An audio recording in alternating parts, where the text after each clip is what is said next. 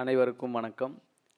நம்மளுடைய modern survey இன் Tamil YouTube சேனலில் வேலைவாய்ப்புகள் சம்மந்தமான பதிவுகளை தொடர்ந்து நம்ம அப்லோட் பண்ணுறோம்.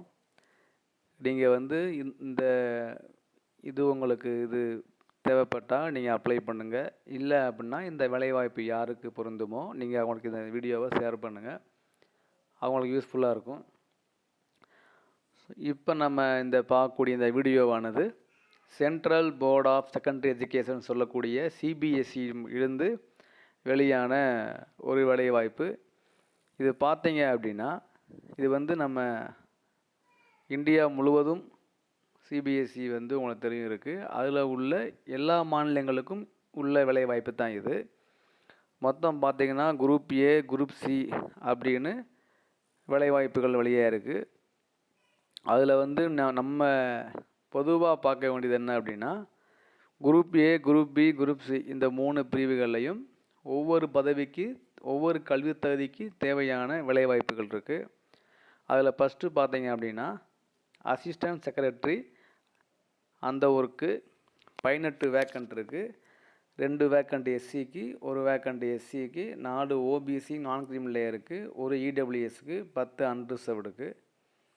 அடுத்து பார்த்தீங்கன்னா அசிஸ்டன்ட் செக்ரட்டரி அகாடமிக்ஸில் அதுவும் 16 வேக்கன்சி இருக்குது. 3 எஸ்சிக்கு, 1 எஸ்டிக்கு, 4 ஓபிசிக்கு, 1 இடபிள்யூஎஸ்க்கு, 7 அன்ரிசர்வ்டுக்கு. அடுத்து அசிஸ்டன்ட் செக்ரட்டரி ஸ்கில்ட் எஜுகேஷன், அதுக்கு 8 வேக்கன்சி இருக்குது. எஸ்சிக்கு 1, ஓபிசி நான் கிரிமினல் லேயருக்கு 2, அன்ரிசர்வ்டுக்கு 5. அடுத்து அசிஸ்டன்ட் செக்ரட்டரி ட்ரைனிங்கில் 22 வேக்கன்சி இருக்குது. 3 வேக்கண்ட் எஸ்சிக்கு, 1 எஸ்டிக்கு, 5 ஓபிசிக்கு, 2 இடபிள்யூஎஸ்க்கு, 11 அன்ரிசர்வ்டுக்கு. அடுத்து அக்கௌண்ட்ஸ் ஆஃபீஸர் 3 போஸ்ட்டு, 3மே அன்ரிசர்வ்டுக்கு. அடுத்து ஜூனியர் இன்ஜினியர் பே லெவல் 6 குரூப் பியில் வருது. அது மொத்தம் 17 வேக்கண்ட் இருக்குது. 2 எஸ்சிக்கு, 1 எஸ்டிக்கு, 5 ஓபிசிக்கு, 1 இடபிள்யூஎஸ்க்கு, 8 அன்ரிசர்வ்டுக்கு, மொத்தம் 17 வேக்கன்சி இருக்குது. இந்த ஜூனியர் இன்ஜினியர் வேக்கண்ட்டு நம்ம சிவில் டிபார்ட்மெண்ட்டுக்கு உள்ள வேக்கன்சி, பிஇ சிவிலுக்கு உண்டான வேக்கன்சி. அடுத்து பார்த்தீங்கன்னா ஜூனியர் டிரான்ஸ்லேஷன் ஆஃபீஸர், அந்த பார்த்திங்கன்னா 7 வேக்கன்சி இருக்குது. அதில் 1 வேக்கன்சி எஸ்சிக்கு, 2 வேக்கன்சி ஓபிசி நான் கிரிமினல் லேயருக்கு, 1 வேக்கன்சி இடபிள்யூஎஸ்க்கு, 3 வேக்கன்சி பார்த்திங்கன்னா அன்ரிசர்வ்டுக்கு, மொத்தம் 7 வேக்கன்சி.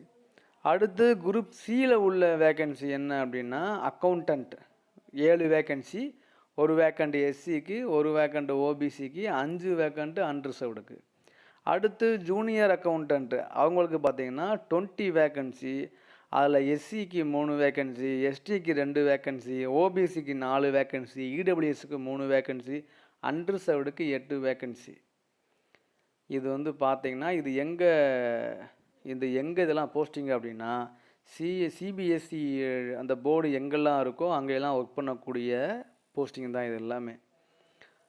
ஸோ இதில் பார்த்தீங்க அப்படின்னா இந்த ஒவ்வொன்றுக்கும் இங்கே என்ன இதுக்கு லாஸ்ட் டேட் எப்போன்னு பார்த்தீங்கன்னா 11 ஏப்ரலில் 11க்குள்ளே அப்ளை பண்ணிக்கிறலாம்.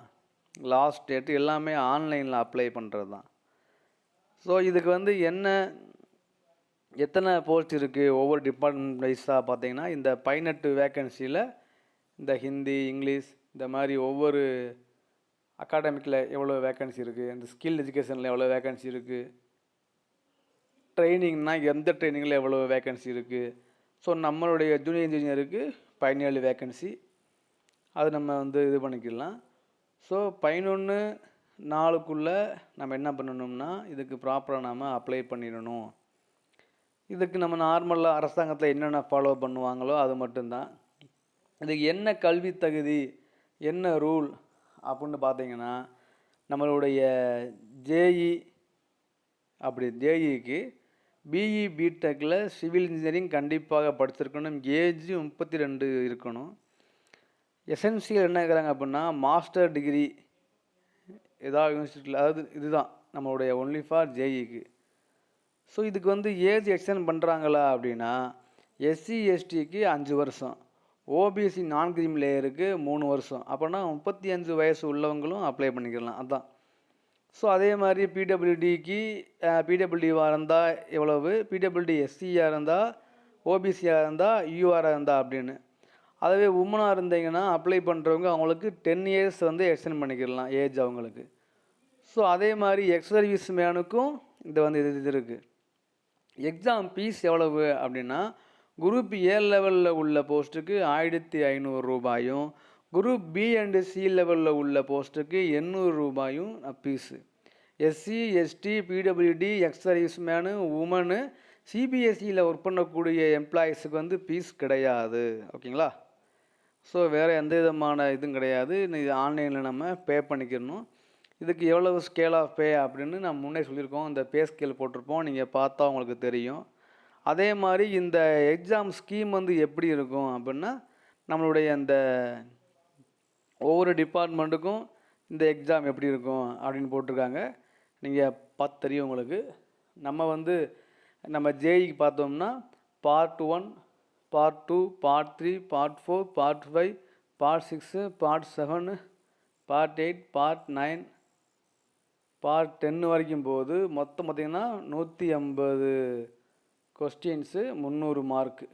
அதில் ஜென்ரல் இன்டெலிஜென்ஸுக்கு 10 மார்க்கு, குவான்டிட்டிவ் ஆப்டிடியூடுக்கு 10 கொஸ்டின்ஸு, கரண்ட் அஃபேர்ஸுக்கு 10 கொஸ்டின்னு, லாங்குவேஜ் காம்பிடன்ஸ் டெஸ்ட்டுக்கு 15 கொஸ்டின்னு, அப்புறம் நம்மளுடைய சப்ஜெக்ட் நாலேஜ் பில்டிங் மெட்டீரியல்ஸுக்கு 20 மார்க்கு, காங்கிரீட் அண்ட் மேஸ்னரிக்கு 20 மார்க்கு, 20 கொஸ்டின்ஸு, சிபிஎம்முக்கு 20 கொஸ்டின்ஸு, ஜியோ டெக்னிக்கலுக்கு 15 கொஸ்டின்ஸு, சர்வேயிங் அண்ட் ஜியாலஜிக்கு 15 கொஸ்டின், மொத்தம் 150 கொஸ்டின், 300 மார்க்கு.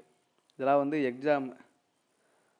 ஸோ அடுத்ததுக்கு ஒவ்வொன்றுக்கும் எவ்வளவு கட் ஆஃப் இருக்குது, எவ்வளவு நம்ம வாங்கணும் அப்படின்னு இருக்குது. அதே மாதிரி சென்ட்ரு எங்கன்னா தமிழ்நாட்டில் ஒரே ஒரு சென்ட்ரு தான், சென்னையில் மட்டும்தான். ஸோ அப்ளை பண்ணுங்கள். இந்த எவ்வளவு மார்க் கொடுப்பாங்க, என்னென்ன பண்ணுவாங்க அப்படிங்கிற டீட்டெயிலாம் இங்கே விரிவாக போட்டிருப்பாங்க. நீங்கள் பார்த்தா உங்களுக்கு தெரியும். விருப்பம் உள்ளவங்க அப்ளை பண்ணுங்கள். எக்ஸாம் பேப்பர் வந்து ஹிந்திலையும் இங்கிலீஷ்லேயும் மட்டும்தான் இருக்கும். நல்ல ஒரு மிகப்பெரிய ஒரு வேலைவாய்ப்பு சிபிஎஸ்சியில். ஸோ இந்த வேலைவாய்ப்புக்கு ட்ரை பண்ணுங்கள். நம்ம இந்த ஏஇ, ஜேஇ, ஜேடிஓ இந்த மாதிரி ட்ரை பண்ணுறாங்களே அவங்க இந்த எக்ஸாமுக்கு கொஞ்சம் ட்ரை பண்ணுங்கள். நல்ல ஒரு மிகப்பெரிய ஒரு வேலைவாய்ப்பு இருக்கும். ஸோ நீங்கள் வந்து டிஎன்பிஎஸ்சியை மட்டுமே நம்பினீங்கன்னா அதில் வேலைவாய்ப்பு ரொம்ப கம்மியாக தான் இருக்கும். ஸோ அப்ளை பண்ணுங்கள். நல்ல job. Central board of secondary டிபார்ட்மெண்ட்டில் வேலைவாய்ப்பு. ஸோ லாஸ்ட் டேட்டு ஏப்ரல் 11 தான். நல்லா திங்க் பண்ணுங்கள், அனலைஸ் பண்ணுங்கள். உங்களுக்கு தெரிஞ்சவங்களுக்கு நீங்கள் இந்த வீடியோவை ஷேர் பண்ணுங்கள். அவங்க ரொம்ப யூஸ்ஃபுல்லாக இருக்கும். தேங்க்யூ.